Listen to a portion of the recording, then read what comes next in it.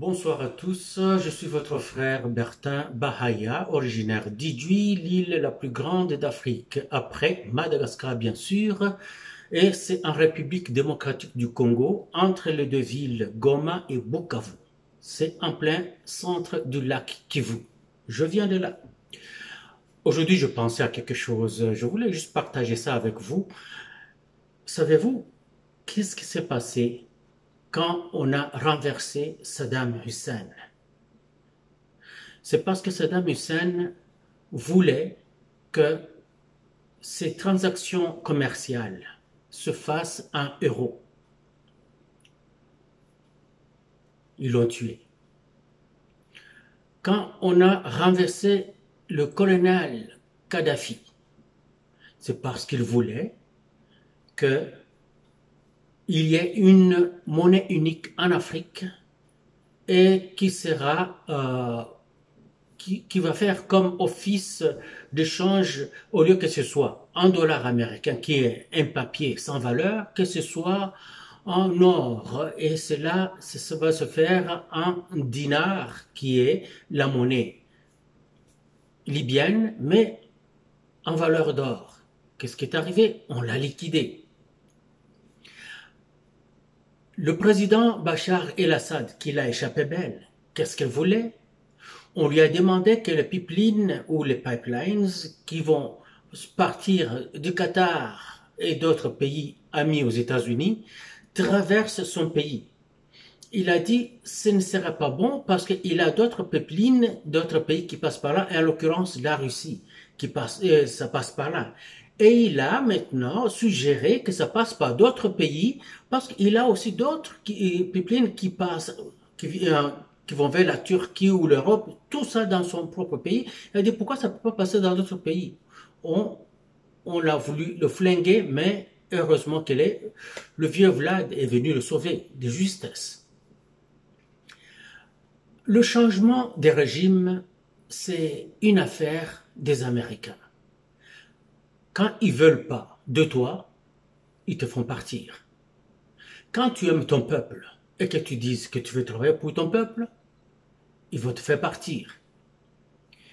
Même quand tu es le plus vilain de tous, le méchant loup de tous qui fracasse et tue son peuple, si tu fais seulement ce qu'eux veulent, ils vont utiliser leurs médias pour te blanchir aussi longtemps qu'ils ont besoin de toi. C'est tout ce qu'ils font avec Kagame. Aujourd'hui, Kagame est blanchi, on lui donne tout parce qu'il fait leur affaire. Et quelle est leur affaire? C'est le vol, le pillage des richesses de la RDC sans frais, sans acompte. Ça va dans les pays occidentaux. Alors, on le blanchit. Et ils disent de lui qu'il est le meilleur, il est ceci, il est cela. Il y a la méthode américaine qui peut se qualifier comme, il commence toujours par des suggestions et des recommandations par les acteurs économiques de leur pays ou leurs alliés. Ils vont venir te dire, ah, bonjour monsieur Fati, ce que nous voulons, c'est d'être de partenaires stratégiques avec vous. Oh, ça sonne bien. La grosse puissance qui veut être mon partenaire, moi le minime, le minuscule, et qui n'a pas de dents du tout. Je ne peux pas refuser ça. Puis ils te disent, nous voulons faire l'exploitation d'étain avec toi, nous voulons faire l'exploitation des minéraux stratégiques avec toi dans ton pays et nous allons amener nos capitaux, nous allons te soutenir aussi dans d'autres sphères de sécurité et tant d'autres. Tu dis, ah, c'est bien. Et tu attends, ça n'arrive pas. Pourquoi ça n'arrive pas? Parce qu'ils ont leur partenaire, le Rwanda, qui leur donne tout ça sans frais, sans engagement, sans signature, sans contrat. Alors, toi, on t'endort comme ça. Alors, quand tu te rends compte que tu as été berné et que tu commences à vouloir te défaire d'eux, là, les pressions économiques et financières commencent. Ils vont utiliser le FMI. Ils ont utilisé le FMI contre Tshisekedi. Mais Tshisekedi ne leur a pas donné cette chance-là parce qu'il a tout de suite utilisé l'argent récolté grâce à des institutions comme la DGDA, l'IGF, toutes ces institutions-là qui font des recettes pour le gouvernement du pays, c'est qu'ils ont manqué la pression à lui faire. Ils ont utilisé le FMI, mais on ne prend pas de l'argent de FMI. Le FMI va dire, alors nous vous donnons 1 million de dollars, 2 millions de dollars, qui est pratiquement rien par rapport à ce qu'ils donnent au pays qui vient voler chez nous. Choses comme ça. Alors, ils ont utilisé le FMI, la Banque mondiale, et ils n'ont pas trouvé comment coincer le régime de Fathi avec ça. Parce que Fathi ne leur demande pas de l'argent. Il dit, j'ai tel projet et tel projet. Prière de le financer. Il le finance, et à peine fini de le financer ou en plein financement, l'argent est déjà remboursé. C'est qu'il demande comment on peut l'avoir, on l'a pas. Les pressions économiques, d'abord les suggestions n'ont pas fonctionné, les pressions économiques et financières ne fonctionnent pas. Là maintenant, on passe aux pressions diplomatiques. Vous avez vu, beaucoup de diplomates venir chez nous. Et le même diplomate commençait à les voir. Enfin, vous devez discuter avec le Rwanda, vous devez faire ceci, vous devez donner ceci au Rwanda. Non, vous ne pouvez pas faire des sanctions contre le Rwanda, vous ne pouvez pas mettre le mur contre le Rwanda, vous ne pouvez pas faire la guerre au Rwanda, des choses comme ça. Alors, les pressions diplomatiques commencent à s'amplifier. Je trouve que Tshisekedi a une peau très épaisse. Il résiste à tout ça. Qu'est-ce qu'ils ont fait? Ils ont utilisé maintenant les médias occidentaux qui voulaient vilipender, qui voulaient salir Tshisekedi. Mais il manque de la viande, il manque des arguments. Parce que quand ils veulent parler de la corruption, ils trouvent que lui, personnellement, il n'est pas dans la corruption. Il cherche à coincer les frères de Tshisekedi. Il trouve que non, les frères de Tshisekedi ne sont pas dans la corruption. Ceux qui font les affaires le font légalement et le faisaient même avant que leur frère ne soit président de la République. Et ils l'ont fait même légalement avant. C'est qu'il manque d'arguments. Là, qu'est-ce qu'ils font maintenant? Ils passent à d'autres pressions, le salissage des proches de Tshisekedi, de la diabolisation. On dit, ah non, ces proches font ceci, ces proches font cela. Alors il dit, il piège un conseiller. Quand on piège le conseiller, on pense par ce conseiller, ils vont tomber sur Tshisekedi. Tout d'un coup, il se trouve que le conseiller lui-même est même pas proche de Tshisekedi. C'est oui, il est employé par Tshisekedi, mais il n'est pas vraiment dans le secret des dieux. Ce qu'on manque, comment avoir Tshisekedi par quelqu'un comme Vijay Chimanga. Vous vous rappelez l'affaire de Vijay Chimanga? On est entré par là, ça n'a pas réussi. Alors qu'est-ce qu'ils se disent? On demande à la CIA, qui est l'organe on peut dire, des tueurs à gages ou je manque, il y a un terme là, mais ce sont des tueurs à gages, comme les hommes de main, le gros bras. Donc les gens qui viennent faire les sales besognes. On demande à la CIA d'entrer en jeu. Là, vous commencez à voir, oh, les Mombondo, c'est la CIA. Le M23, la CIA, l'Alliance Fleuve Congo, ça c'est la CIA, tout ça avec les ONG, tout ça.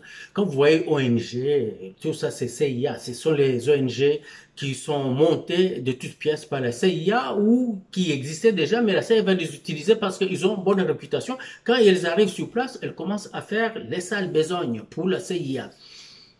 Et maintenant, les troubles internes vont piluler par-ci par-là. Vous avez vu ce qui se passait à Kassangoulou il n'y a pas trop longtemps, les troubles partout, au Shaba, au Katanga, il y a des troubles par-ci par-là. Nous les Bakatakatanga, nous le ceci, nous le cela, les gens, nous sommes les Wandani, les Wainje, tout ça, on crée des problèmes, des tensions internes.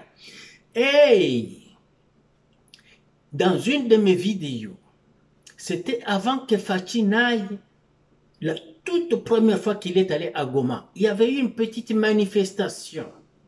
Et les gens disaient qu'ils manifestaient pour soutenir Fathi.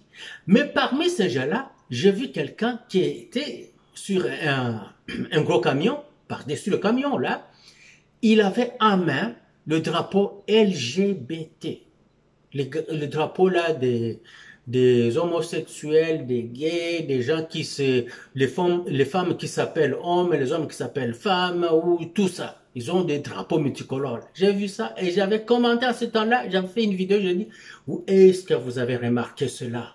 Est-ce que vous avez vu cet homme-là? Ça commence.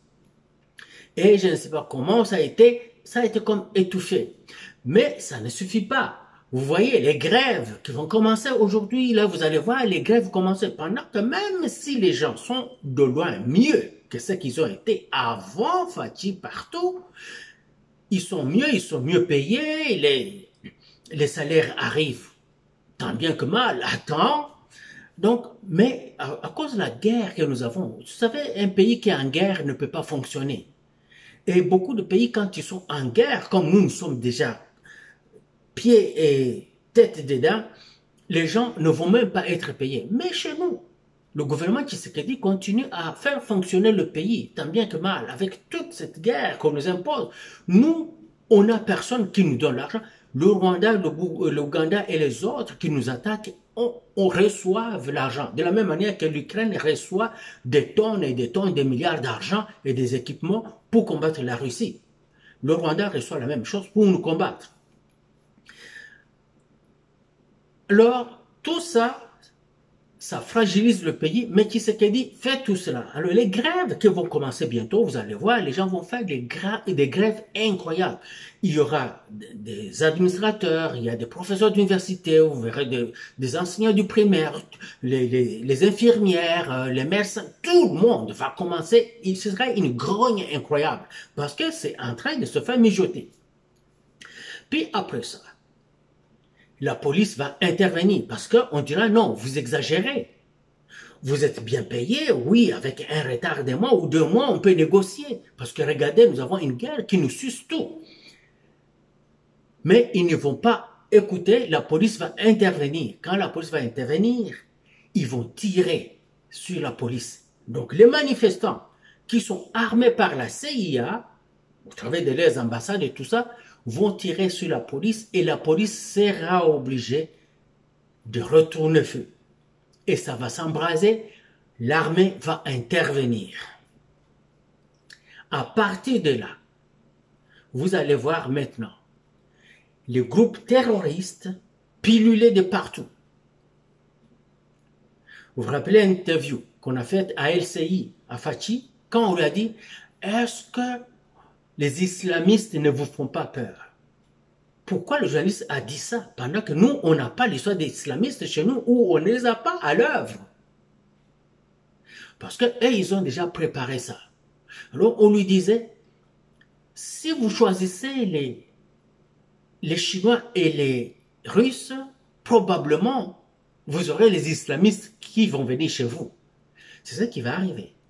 Parce que même si Fathi, jusque-là, n'a pas choisi ni les Russes ni les Chinois, mais parce qu'il n'a pas cédé au Rwanda, le Rwanda qui est le proxy des Occidentaux, les terroristes vont pulluler partout dans Kinshasa. Vous avez vu d'abord, il y a eu un coup d'État qui a manqué. Et ce n'était pas le seul. Il y a eu 2 autres qui ont avorté. Mais il y a un autre coup d'État qui va se faire bientôt. Parce que le cercle de Fathi est infecté d'ennemis. Son parti politique est fragilisé de l'intérieur. C'est fait à dessein. Parce que quand ça va chier, il n'aura plus une base sur laquelle s'appuyer. Ils savent que l'UDPS, quand l'UDPS se mobilise la population, ça fonctionne. Alors, ils vont fragiliser, ils ont déjà commencé à fragiliser l'UDPS pour qu'il n'y ait pas cette cohésion du parti. C'est qu'on n'aura pas de mobilisation de soutien au gouvernement du tout. Pendant que les terroristes sont en train de faire exploser les choses à gauche et à droite. Non seulement ça, il y aura les mouvements rebelles qui vont s'intensifier. Parce qu'à cette tension, on est en train de dire à Fathi, c'est le feu par-ci, c'est le feu par-là, trêve par-ci, trêve par-là. Ils sont au même moment en train d'armer jusqu'aux dents les ennemis. Et ils avancent. petit à petit, ils sont en train d'avancer, ils sont en train de s'infiltrer partout. Fachi a des bonnes personnes, mais ces bonnes personnes-là, ces bonnes personnes qui sont autour de Fachi, sont tellement minoritaires que carrément, ils se perdent dans la mare, dans cette mare de méchants, des mauvais, des pourris qui sont tout autour de lui. Mais aussi, Fachi ne veut pas être coriace pour une raison quelconque que lui-même sait. Il veut y aller par des méthodes diplomatiques et de douceur parce que l'homme est naturellement bon, c'est la société qui le corrompt, des choses comme ça. Il n'y a pas de mauvais dirigeants, il n'y a pas de mauvaises troupes, mais c'est plutôt le commandant, le dirigeant ou le chef qui peut être mauvais. Non. C'est plus que ça, Monsieur le Président, ça chie et ça sent mauvais, ça va exploser de partout. Ouais, vous allez voir les Belges. La Belgique ne vaut rien. La Belgique ne peut rien faire ni contre la France, ni contre l'Espagne, ni contre l'Allemagne. C'est un pays qui a toujours vécu aux dépens de tous ces autres pays européens depuis la nuit des temps. Pourquoi tous les organismes occidentaux viennent en Belgique? Parce que c'est la seule façon de nourrir la Belgique. Elle n'a rien d'autre. La Belgique est comme juste un endroit où on vient mettre toutes ces institutions pour faire fonctionner le pays. Et dans l'entretemps, aucun autre pays peut se prévaloir de quelque chose que ce soit parce que tout est en Belgique. Donc la Belgique ne vaut rien. La Belgique ne fera rien pour nous et n'a jamais rien fait pour nous. Ça fait 60 ans de cela. La Belgique ne vaut rien, Monsieur le Président. Vous y allez, on vous dit, nous allons faire quelque chose. Pourquoi ils n'ont pas puni? Pourquoi ils n'ont pas fait des sanctions contre Kagame? Ils vont sanctionner quelqu'un comme Ngoma, Willy Ngoma. Qu'est-ce qu'il a? Ce qu'il a, c'est peut-être quelques cochons poules qu'il a dans sa petite maison qu'on lui donne au Rwanda ou en Ouganda. Il n'a rien d'autre. On va sanctionner le chef de l'AFC. Qu'est-ce qu'il a? Rien. Il n'a pas de compte avec des millions aux États-Unis, en Europe, dans la Barbade ou quoi que ce soit. Il n'a rien dans les paradis fiscaux. Donc, ce sont des futilités. Et j'ai vu, les gens étaient contents. Oh, on a sanctionné, Non, on n'a rien fait. Ça, c'est de la poudre aux yeux qu'on nous jette. On doit sanctionner Kagame, on doit sanctionner ses officiels, on doit sanctionner le Rwanda. On doit mettre ce pays-là à genoux. Mais on ne peut pas le mettre à genoux parce que c'est eux, les Occidentaux, tous confondus, qui ont l'air bien au Rwanda. Chaque hôtel construit au Rwanda, c'est avec des capitaux étrangers. Ça n'appartient pas au Rwanda. Ça appartient à ces capitaux, donc à ces pays-là. Les routes ont été financées par des organismes qui soutiennent le Rwanda. Donc, ils ont tout intérêt à continuer à exploiter leurs avoirs qui sont au Rwanda. Ils ne pourront jamais sanctionner le Rwanda, sinon ce serait se sanctionner soi-même. Ils ont sanctionné la Russie et ils ont payé le prix. Alors, s'ils sanctionnent le Rwanda, mais c'est eux-mêmes qui se sanctionnent. Ils ne peuvent pas le faire. Et or, c'est là que ça devait se faire, si vraiment ils étaient de bonne foi. Donc, au lieu de perdre le temps, peut-être qu'il y a quelque chose derrière ça. Peut-être qu'il y a quelque chose derrière ça. Parce que même si on refuse d'aller parler avec eux, on ne sort pas du bois, on est toujours dans les mêmes problèmes. Alors, si c'est pour les retarder ou nous aussi profiter, parce que pendant des décennies, la Russie a léché les derrières des Occidentaux. Pendant des décennies. La Russie était à genoux, la Russie allait, les amadouait, parlait tout doucement, marchait du bout de ses orteils, comme s'il marchait sur les œufs avec eux, et avait un langage modéré, tout ça. Jusque même aujourd'hui, vous n'allez pas voir, les Américains viennent de se décider d'amener des missiles à longue portée en Allemagne. Ils viennent d'amener des avions F-16 qui sont capables de porter des armes nucléaires en Ukraine. Mais la Russie, comment? Il continue à leur parler doucement. La Russie continue à négocier avec eux dans les coulisses. Donc nous aussi, on apprend qu'il y a des officiels congolais qui sont en train de parler avec le Rwandais, tout ça. Je pense que c'est dans ce sens-là. Donc les Amadoués, pendant qu'on travaille petit à petit, parce que nous sommes mal pris de toutes les façons. Nous sommes tellement mal pris que nous avons tout intérêt aussi à y aller doucement. Regarde, le Rwanda est en train de brouiller les signaux de notre navigation civile, des navigations des avions civils. On ne parle même plus des avions militaires qui sont restés cloués au sol. Le Rwanda fait ça à nous, et nous ne pouvons rien. Et le Rwanda, nous, on n'est pas au Rwanda, mais le Rwanda est chez nous sur notre territoire. Et il nous fait toutes ces affaires-là sur notre territoire, et nous ne pouvons rien. D'aucuns peuvent rire de nous et nous insulter, dire que nous sommes des vauriens, nous sommes faciles. Mais si on était facile, si on était des vauriens, le Rwanda aurait déjà renversé Tshisekedi, le Rwanda aurait déjà pris Kinshasa comme ils l'ont fait dans le passé. Sous Mobutu, ça leur a pris 7 mois, ils étaient à Kinshasa. Ils ont tué Kabila, ils ont pris le pouvoir, ils ont mis un certain Kabila Joseph au pouvoir pendant 20 ans. Pourquoi ils ne le font pas sur Fathi? Parce que les choses ne sont plus aussi faciles que ça. Les gens qui critiquent Fathi, comme moi, on devait y penser. On devait y penser. Et je viens d'y penser tout de suite. C'est que je me dis que si peut-être on a un petit plan que nous mijotons aussi, nous pouvons continuer sur ce rythme-là, mais tout en sachant que ce rythme-là donne aussi du temps à nos ennemis et des moyens à nos ennemis. C'est pour ça, le harcèlement doit être accéléré et engagé. On doit harceler les ennemis qui sont sur notre territoire. Ils doivent recevoir des obus de partout. Ils doivent recevoir des explosions partout, des embuscades partout, des mines sur leur chemin qui sautent par-ci par-là. On doit leur faire ça chaque jour et à tout moment. Ils ne doivent jamais se sentir nulle part en sécurité sur notre territoire, exactement comme font les Ukrainiens contre les Russes sur leur territoire. Nous devons faire cela. Ils sont chez nous. On ne veut pas d'eux, il n'y a aucune population congolaise qui veut d'eux, aucune population d'un coin du Congo qui voudrait que ces Rwandais-là soient là. Il n'y en a pas. Ce n'est pas le cas de la Russie qui vient juste pour défendre son intégrité territoriale, menacée par l'OTAN et les Occidentaux. Et il y a toute une population ukrainienne, mais russe, qui veut que la Russie soit là pour eux. Nous, on n'a pas ça au Congo. Il n'y a personne, aucun Mouha vous dit de Kalehe, de Katana ou de Shabunda qui veut qu'il y ait un Rwandais là-bas. Non, il n'y en a pas. Il n'y a pas un Mouchi de Kabare, de Ngweshe ou de Bukavu qui veut qu'il y ait un Rwandais au Congo. Non, il n'y en a pas.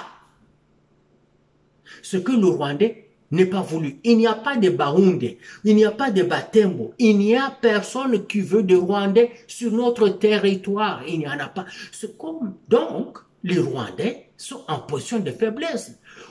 Il ne faut pas leur donner le temps d'être contents chez nous, s'installer, faire des camps militaires, commencer à envoyer des drones partout sur notre territoire, nous empêcher, nous, à nos avions de voler, même les avions civils, à brouiller leurs signaux. On ne peut pas permettre ça.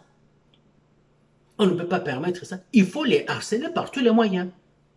Il faut que ça crépite par-ci, par-là. On n'a pas besoin d'avoir des troupes rangées qui avancent au combat. Que le FARDC applique les méthodes des Moudjahidines, les Moudjahidines afghans, qu'ils appliquent les méthodes des talibans afghans, qui ont tenu les États-Unis et tous les Occidentaux, incluant nous les Canadiens, en échec pendant 20 ans. Et nous nous sommes sauvés. C'était le sauve-qui-peut, vous avez vu des avions. Il faut qu'on soit comme ces Irakiens, comment on les appelait? On les appelait les Fédaïnes. Les Fédaïnes de Saddam Hussein. Saddam Hussein était déjà tué, il n'était plus là. Mais les Irakiens se sont organisés. Ils ont continué le combat. Et ils ont gagné. Il faut être comme les Syriens. Les Syriens jusqu'à aujourd'hui, même si ils se battent à armes inégales contre les Américains et les autres, mais ils ont tenu en échec les Américains. Les Américains vont devoir bientôt partir de là. C'est devenu insupportable pour les Américains. Donc nous devons faire la même chose. On ne peut pas laisser les Rwandais tranquilles chez nous. On ne peut pas laisser les Ougandais tranquilles chez nous. Comme ils sont parmi nous, parmi nos populations, et c'est à ce moment-là que les Ouazaliens qu'on donne une formation. Je sais qu'il y aura des effets pervers de tout ça. Parce qu'après, quand on aura chassé les Rwandais, on aura à gérer tout ça. Mais quant à le faire, on va le gérer entre nous. Mais que ce ne soit pas à gérer avec les étrangers qui sont sur notre territoire. Alors, il faut former des troupes de sabotage seulement. Des experts en sabotage. Ces gens-là qui n'opèrent que derrière les lignes ennemies. En solitaire. Donc, des commandos dont la mission, c'est des sabotages.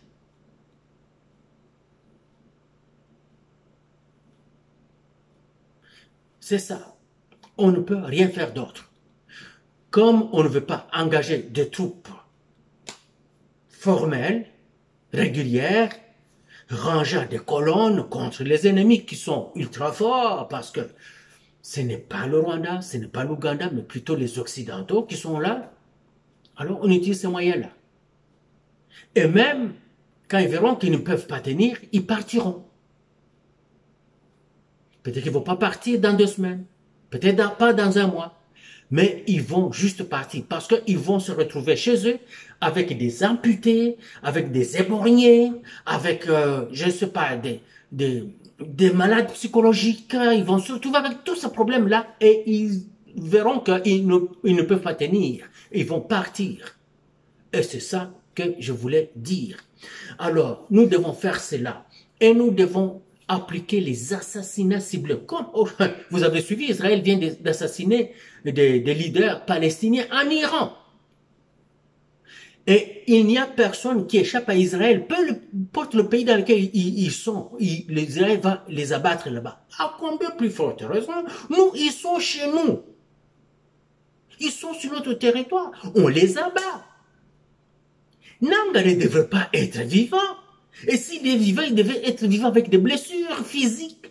Ou s'il a des blessures physiques, il doit être complètement timorisé. Il doit avoir peur partout où il est.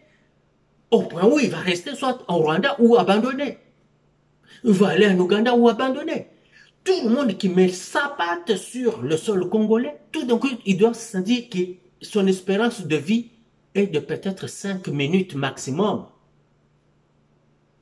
En Afghanistan, c'est comme ça qu'on sent. Tout le monde, on vivait dans les bunkers en Afghanistan. Même dans nos quartiers où nous dormons, ce sont des bunkers avec des sacs de sable partout, qui couvrent partout, fortifiés par des antibaches. C'était incroyable. On porte des vestes par balles, des vestes de fragmentation, partout où on est. Sauf quand on va dormir, parce que c'est comme dans un bunker. Mais on nous harcelait à tout moment. Il y avait des obus qui tombaient sur la base, des RPG, tout moment, à tout moment. On n'était pas bien. On est parti. On a fui. On a quitté le sol afghan parce que les Afghans ne voulaient pas de nous et ils nous ont montré, ils nous ont fait vivre l'enfer. Nous sommes partis. C'est ce qu'on doit faire aux Rwandais, aux Ougandais et les autres. Et dans l'entretemps, la communication. Il faut envenimer la population. Oui, ils vont dire non, le discours de haine. Non, on ne peut pas avoir de discours d'amitié avec l'ennemi. Qui disent discours de haine, on leur dira, c'est discours de haine contre l'envahisseur. 1 point. Contre les soldats envahisseurs. 1 point. Oui, on ne peut pas les aimer. Ils ont tué 15 millions de nos concitoyens. On doit avoir des pancartes partout. Les affaires de génocos, on doit avoir des pancartes partout. Des panneaux réclament partout. À l'aéroport, sur des avenues, des grandes avenues, à chaque rond-point, à chaque début d'avenue. On doit avoir ça. que l'ennemi, que leurs visiteurs qui viennent chez nous, première des choses qu'ils voient, c'est ça. Ça les dérange. Ils vont se plaindre et ça reste là. Et dans l'autre temps, on les accule, ils se sentent pas bien chez nous. C'est comme ça qu'on fonctionne dans un pays. On veut sauver le pays et c'est comme cela qu'on doit le faire. Sinon, ce qu'ils vont faire, c'est la guerre directe qui vient et ils vont renverser notre président. C'est ce que je voulais vous dire. Je vous souhaite bonne soirée, très chers conspirés, et à un autre numéro au Conspiratorium. Salut!